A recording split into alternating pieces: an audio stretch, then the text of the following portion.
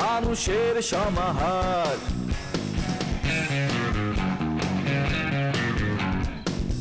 ভেতর আর বাহিরে চলছে উৎসব অপেক্ষার। এই শহরের হাজারো বাড়ির মতো নিয়ে হাসি কান্নার গল্প যত। এই শহরের হাজারো বাড়ির মতো নিয়ে হাসি কান্নার গল্প যত। প্রতিবার এখানে বেজে যায় calling bell, calling bell, calling bell, calling bell, calling bell.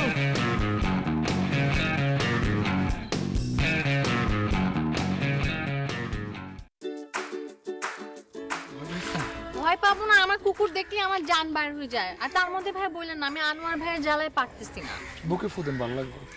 ফু দিতে লাগবে না, কুকুরকে তো দেখে ফু দিয়ে ভয় কমানো যায়, কিন্তু আনোয়ার ভাইকে দেখে আমি কি দিয়ে আমার ভয় কমাবো?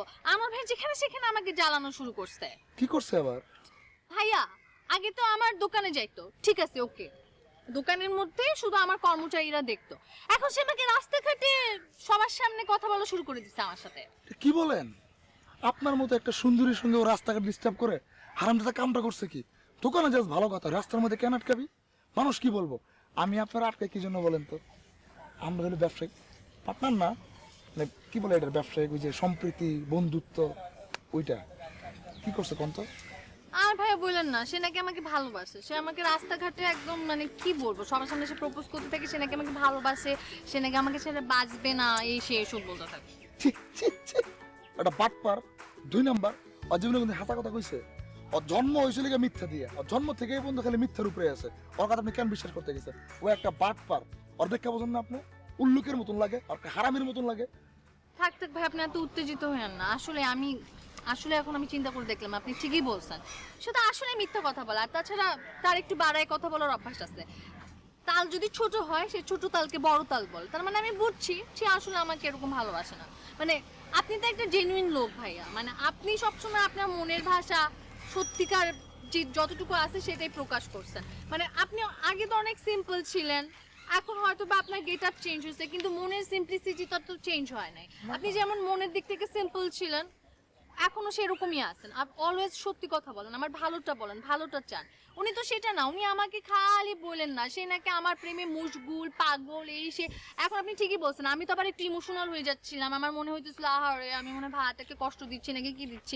এখন আপনি ঠিকই বলছেন, ওই ব্যাটা আসলে আমার সঙ্গে মিথ্যা কথা বলছে। আপনার এগুলো করেন না। না, আমার মনও একটু বদলাইছে, মনটা আর একটু প্রশস্ত হয়েছে, বড় হয়েছে।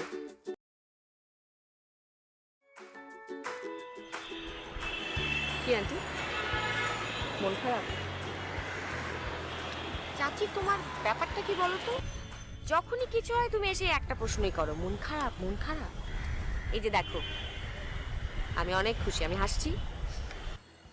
তোমার মন হয়তো অনেক খুশি, তুমি হাসছো, কিন্তু আমার তো একদম ভালো লাগছে না আন্টি। তুমি এই বাসায় ছিলে, আমরা একসাথে ছিলাম, কত আনন্দে ছিলাম সবাই। এখন তোমার বিয়ে হচ্ছে আর তুমি চলে যাচ্ছ। তুমি তো সব সময় বলতে যে মেয়েদের এক সময় অন্য সংসারে যেতে হয়, সংসার করতে হয়, বিয়ে করতে হয়, কত কিছু। সেটা তো বলি, অবশ্যই মেয়েদেরকে বিয়ে করতে হবে, সংসার করতে হবে, কিন্তু তুমি এত গুণবতী ছিলে, এই বাসায় গুণবতী একটা মেয়ে চলে যাচ্ছে। মুরব্বীরা বলে না, গুণবতী মেয়েরা হচ্ছে পরের ঘরে আলো করে নিয়ে আসে। তুমি ছিলে আমাদের বাসার আলো, তুমি যদি এখন এখান থেকে চলে যাও তাহলে তো একটা আলো কমে যাচ্ছে। ওমা, একটা আলো কমে গেলে তো কোনো সমস্যা নেই। তুমি যখন আমাদের বাড়িতে এলে তখন তো পুরো ডাবল আলো নিয়ে এসেছো। তোমার কত গুণ বলো, কত বিষয় তোমার জ্ঞান। আমি চলে গেলে তেমন কিছু যায় আসবে না। আন্টি, তুমি কিন্তু আমার বাসায় প্রত্যেক সপ্তাহে আসবে। তাই এত ফ্রিকোয়েন্টলি আসলে তুমি খুশি হবে? কেন খুশি হব না? বাসায় মেহমান যখন আসে তখন কেন খুশি হয় বলো? ও তাই তো, বাড়ির মেয়ের বিয়ে হয়ে গেলে সে তখন হয়ে যায় মেহমান।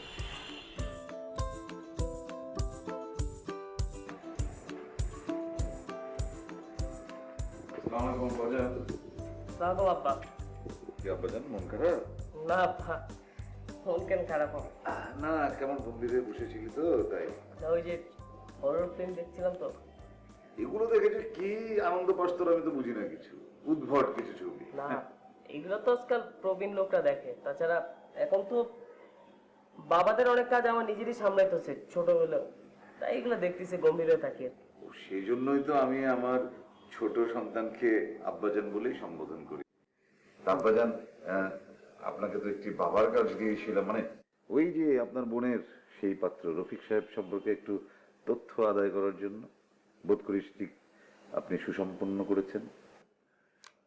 জি আব্বা, রফিক ভাই উনি যথেষ্ট ভালো মানুষ, বিড়ি সিগারেট খায় না। বিড়ি সিগারেট না খেলে কেমন ভালো আছে, খায় না, খুবই ভদ্র ছেলে এবং টক দোকানও আড্ডা টাড্ডা দেয় না। বাহ, এলাকার রেপুটেশনও ভালো, কিপটা প্রকৃতির মনে হয়। কেন মনে হলো সেটা? তার মানে ছেলে মানুষ কিভাবে টং দোকানে আড্ডা দেয় না, খুব ভালো ছেলে। অফিসে যায়, অফিস থেকে বাসায় যায়, ভালো। দেখেন আব্বাজান, এটি হচ্ছে একটি সুশীল ছেলের উৎকৃষ্ট উদাহরণ। ওই টং দোকানে আড্ডা মারা, বিড়ি সিগারেট খাওয়ার মধ্যে কোনো সুশীল ছেলের পক্ষে উৎকৃষ্ট উদাহরণ হতে পারে না। জি আপা, আমার মনে হয় সবকিছু ঠিকই আছে এবং শিলিয়াপার সাথে ম্যাচ খাবে, কারণ শিলিয়াপা তো আমাদের আদর্শ একজন বোন। বাহ, আমার গুণধর পুত্র যখন এই সিদ্ধান্ত দিয়েছে, আবার ওদিকে শিউলি যেহেতু রফিকের ব্যাপারে কিছুটা আগ্রহ প্রকাশ করেছে, তাহলে এই বিয়ে কিন্তু এবার হয়েই ছাড়বে। তবে আপা, আমাদের বোনও তো আদর্শ, আমাদের তো দুই আদর্শ একসাথে হলে আমার ঝামেলা। এর জন্য প্লাস মাইনাস দুইটাই দরকার হয় সব জায়গায়। তাহলে কি আপনি আমাকে না না, আমি না বলছি না, বিকল্প না, না, চিন্তা করতে বলছেন? বিকল্প মানে না। আপনার মতো একজন কেউ হলে ভালো হতো কি না, সেটা? তা কেন, তা কেন? আমার মনে হয় প্রত্যেকটা মানুষের মধ্যেই মিল জিনিসটা দেখা যায়, আবার অমিল জিনিসটা ভেতরে থাকে। তো আমার মনে হয় অমিলও আছে, ঠিক হয়ে যাবে সব, ম্যাচ খাবে প্রবাবলি। তাই বেশ, আমি তাহলে একটু নিশ্চিত হলাম। আপনার আর এক সুপুত্র ইসাক আমিনের কাছ থেকে বাকি তথ্য পেলেই আমার মনে হয় আপনি আগাতে পারবেন। আমার মনে হয় এত কম সময় সে আপনাকে তথ্য দিতে পারবে না, সে তো আর দ্রুত গতির মানুষ না। সেই সেই সেই তারপরেও দুশ্চিন্তার কিছু নেই, যেহেতু শিউলির দিক থেকে গ্রিন সিগন্যাল আছে, আপনার দিক থেকে গ্রিন সিগন্যাল পেয়ে গেছি। অবশ্যই আমি আমার আরেকটি সুপুত্রের কাছ থেকে সব তথ্য নিব, কারণ এক সুপুত্রের তথ্যের উপরে ভরসা করবার মতন বোকা আমি না। আপনি দেখেন দেখেন, আপনি হরর মুভি দেখেন, মন ভালো হয়ে যাবে।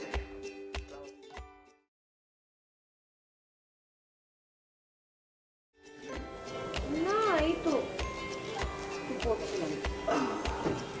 তুমি এলে কেন? আমাকে ডাকলেই তো আমি যেতাম। কেন রে, বাবারা কি মেয়েদের ঘরে আসতে পারে না? না, তা কেন হবে? তুমি সবসময় ডেকে পাঠাও, তাই বলছি আর কি। বলো, কি বলবে? না, কি আর বলবো, এই যে তুই কিছুদিন পর চলে যাবি অন্যের বাড়িতে, অন্যের ঘরণী হয়ে, এই বাড়িটা ফাঁকা হয়ে যাবে, সেগুলো ভেবেই না মনটা কেমন ছটফট করছিল। তাহলে না যাই বাবা, বিয়ে শাদী করে কি হবে? আমি সারা জীবন তোমার কাছেই থেকে যাই। না না, সে কি কথা, মেয়ে হয়ে যখন জন্মেছিস তখন এটাই নিয়তি যে বিয়ে করে অন্যের ঘরেই তোকে চলে যেতে হবে।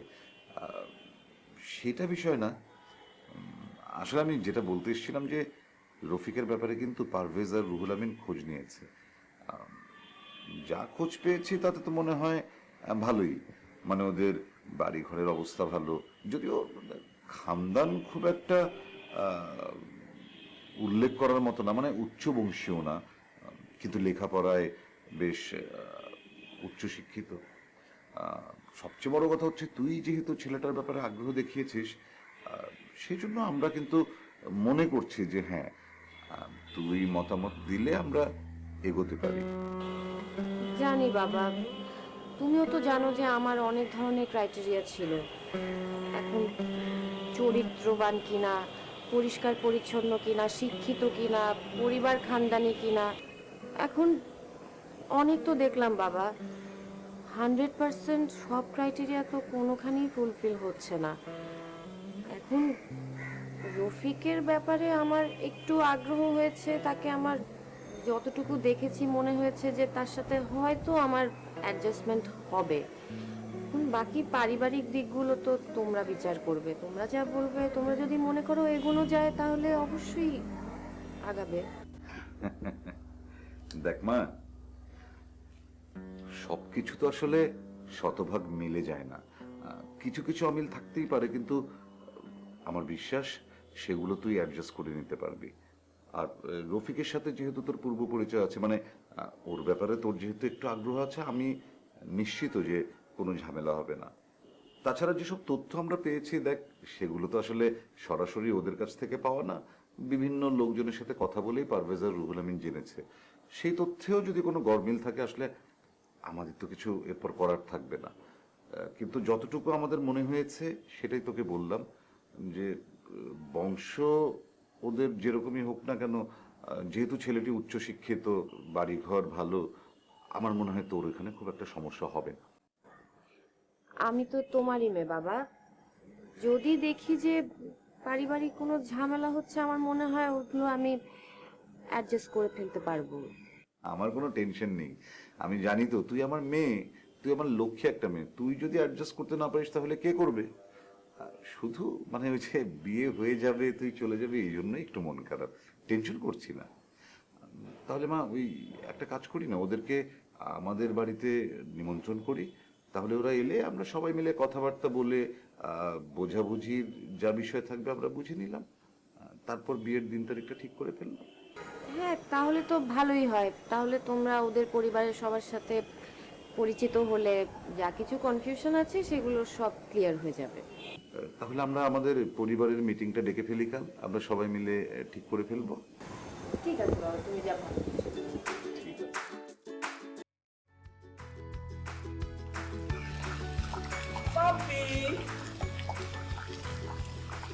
আপনি যে দাঁড়ায় আছেন, আপনার সেই কখন থেকে আমি খুঁজতেছি। আপনার দোকানে যাবো, আপনি কোথায় যাচ্ছেন? কেন ভাইয়া দোকানে কেন যাচ্ছিলেন? এই যে আমার চোখে নিচে কালো দাগ পড়ছে, দেখছেন? হ্যাঁ, 2 দিন ধরে ঘুমাই না। এই যে পরশুদিন আপনাকে একটা কি জানি ইংলিশে বলে অফার করছিলাম, সেই বিষয়টা নিয়ে খুবই চিন্তায় আছি। ভাইয়া আসলে হয়েছে কি জানেন, আমিও না কালকে সারা রাত ঘুমাইতে পারি নাই।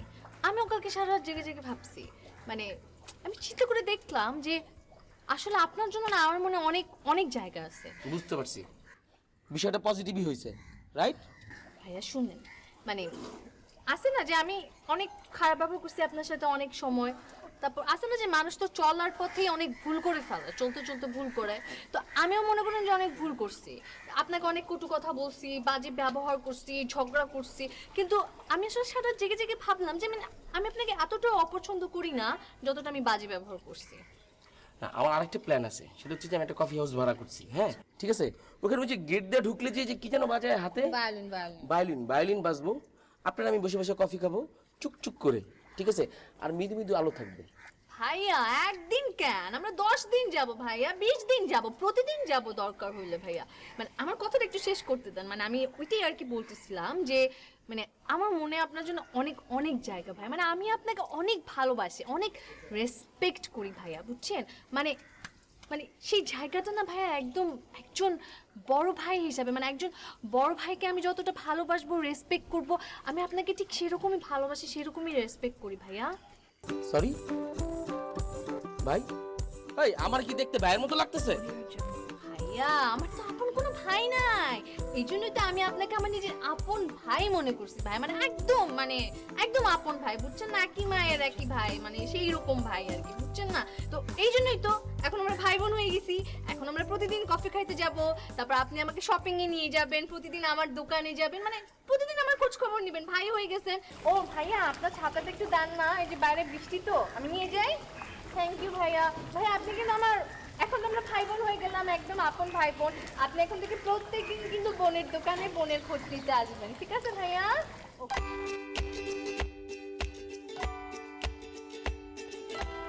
আপনার সাথে আমার একটা কথা আছে। জি বলুন। কথাটা ম্যান টু ম্যান হওয়াটাই জরুরি। জি তা তো অবশ্যই, মানে আমি পুরুষ, আপনিও সুপুরুষ, কথা ম্যান টু ম্যানই হওয়া উচিত। জি বলেন। এই কথাটা আর কি আমি আর আপনি ছাড়া বাইরে কেউ জানবে না। না না, কখনোই না, অবশ্যই না। আপনার ছাত্রী জি লিপি, জি ওর সাথে আপনার সম্পর্ক কেমন? জি। মানে ছাত্রী শিক্ষকের যে রিলেশনটা আর কি।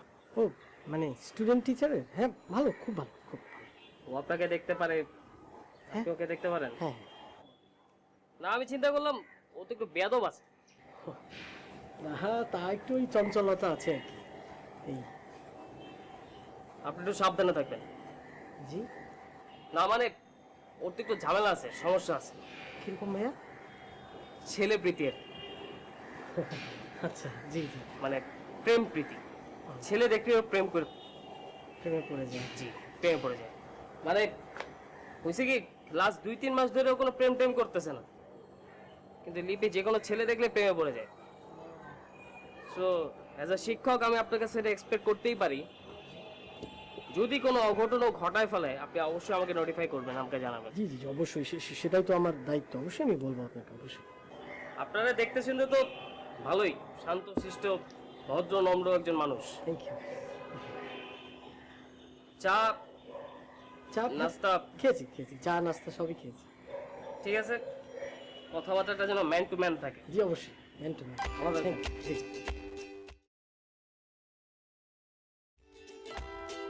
আমরা এখানে কেন বসে আছি আজকে? আমরা এখানে এই লাল পিঁপড়াগুলো কামড় খাওয়ার জন্য বসেছি। হ্যাঁ, পিঁপড়া তো কামড়াচ্ছি।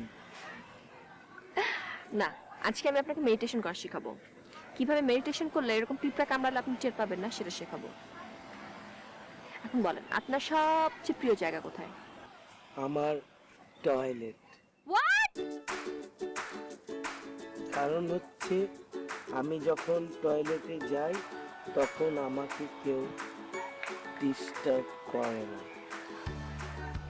আমার যখনই মন খারাপ হয় আমি টয়লেটের ভিতর গিয়ে বালতিটাকে উপর করে ওটার উপর বসে পড়ি, তারপরে মন ভালো করার ট্রাই করি, ভালো হলে বের হয়ে আসি। ওকে, তাহলে আপনি বাথরুমে বসে মেডিটেশন করেন। আচ্ছা, আপনি আপনার সবচেয়ে প্রিয় গান কি? এটা ইম্পর্টেন্ট ব্যাপার। আপনার ফেভারিট মিউজিক কি? রবীন্দ্রসঙ্গীত, ওকে, কাম অ্যান্ড কোয়াইট, অনেক সুন্দর ধীর স্থির গান। আপনিও শুনবেন, ভালো লাগবে। আমিও শুনি। আচ্ছা, তাহলে আপনি আপনার মোবাইলে 30 মিনিটসের জন্য 30 মিনিটস চলবে এরকম কিছু রবীন্দ্রসঙ্গীত ডাউনলোড করবেন, পারবেন? তারপর আপনি বাথরুমে যাবেন, ওই যে আপনি যে বালতি উল্টে ওটার উপর বসবেন, বসে চোখ বন্ধ করবেন। চোখ বন্ধ করে মিউজিক প্লে করবেন 30 মিনিটসের জন্য। মিউজিক যখন প্লে হবে তখন ঠান্ডা মাথায় বসে চিন্তা করবেন আজকে আপনার সারাদিন কী কী কাজ ছিল, কী কী করতে হবে, কটার পর কটা করবেন। প্রত্যেকটা কাজের জন্য আলাদা করে সময় বের করবেন, যে 7টা থেকে 8টা আমি কাজ করবো, 8টা থেকে 9টা, এরকম কাজ ভাগ করে নেবেন। তারপর আপনি আপনার সব পজিটিভ চিন্তা ভাবনা করবেন। আপনি ছোটবেলায় কত পজিটিভ ছিলেন, জড়িয়ে দৌড়াতেন, কীভাবে খেলতেন। তারপরে হচ্ছে যে আপনি নিজেকে মনে করেন যে আপনি কোথাও গেলে নেগেটিভ কিছু হয়, এগুলো চিন্তা বাদ করে পজিটিভ কি হয়। কখনো কি আপনার সাথে পজিটিভ কিছু হয়নি? কি কি পজিটিভ ঘটনা ঘটেছে আপনার সাথে, আপনার ফ্রেন্ড সার্কেলের সাথে, আত্মীয় স্বজনের সাথে? কিছু না কিছু তো ঘটেছে। পজিটিভ জিনিসগুলো চিন্তা করবেন, পারবেন? চেষ্টা করব। আর কোনো কিছু কিন্তু চিন্তা করবেন না, নো নেগেটিভিটি, জাস্ট পজিটিভ জিনিসপত্র চিন্তা করবেন, আর গান চলেছে, ঠিক আছে? ওকে, তাহলে আপনি আজকে থেকে শুরু করেন আমার সাথে বসবেন। ও অবশ্যই কিন্তু সেটা পদ্মাসনে বসবেন। জানেন তো পদ্মাসন কিভাবে বসে? এই যে দুটো এভাবে দিয়ে, এই যে এভাবে দিয়ে এভাবে বসে।